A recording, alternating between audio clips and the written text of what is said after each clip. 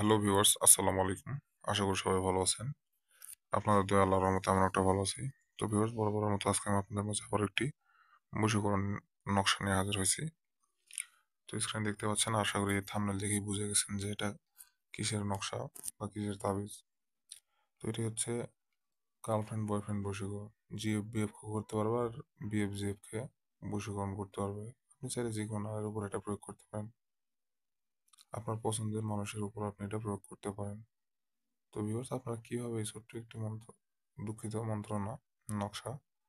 তো আপনারা এই ছোট্ট একটি নকশার মাধ্যমে কিভাবে আপনারা আপনার কাঙ্ক্ষিত ব্যক্তিকে আপনার করে নেবেন সারা জীবনের জন্য, তা আমি ভিডিওর মধ্যে বলে দেব।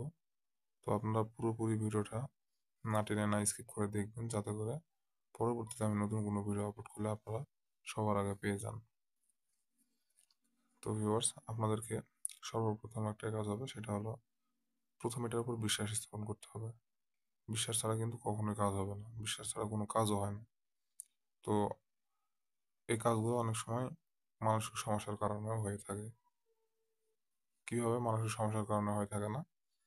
এখানে মনে করেন যে আপনি কাজটা করতেছেন, কিন্তু মনে মনে আপনার এরকম চিন্তা ভাবনা হচ্ছে যে কাজটা করতেছি, হবে কি না হবে না। এরকম মনের মধ্যে সন্দেহ নিয়ে সন্দেহভাজন কাজ করলে কাজের ফলাফল পাবেন না। মনের প্রতি দৃঢ় বিশ্বাস নিয়ে আপনারা এই কাজটি করবেন, 100% কাজের ফলাফল পেয়ে যাবেন। তো আপনার এটার উপর বিশ্বাস স্থাপন করে শনিবার, রবিবার, শুক্রবার থেকে শুরু করতে পারেন। শুক্রবার, শনিবার, রবিবার, এই 3টে দিনের মধ্যে যে কোনো একটা দিন আপনারা এটি অঙ্কন করবেন। আপনাদেরকে সাদা কাগজ অঙ্কন করতে হবে। তার আগে আপনারা অবশ্যই পাক পবিত্র হয়ে নেবেন।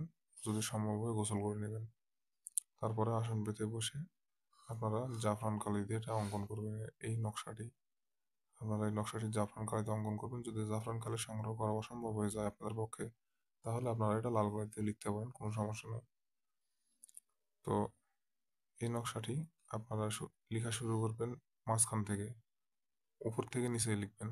মিডিলের যে ঘরগুলো মাঝখানের, উপর থেকে শুরু করবেন। তারপরে বাম দিকের উপর থেকে শুরু করবেন। তারপরে ডান দিকের যে ইগুলো আছে এদিক থেকে শুরু করবেন। মানে প্রথমে মাঝখানে উপর থেকে নিচে, তারপরে বাম পাশে উপর থেকে নিচে, তারপরে ডান পাশে উপর থেকে নিচে। আর নামের জায়গায় ডান পাশে যে নামের জায়গায় আছে, এই নামের জায়গায় আপনার কাঙ্ক্ষিত ব্যক্তিটির নাম লিখে দিবেন।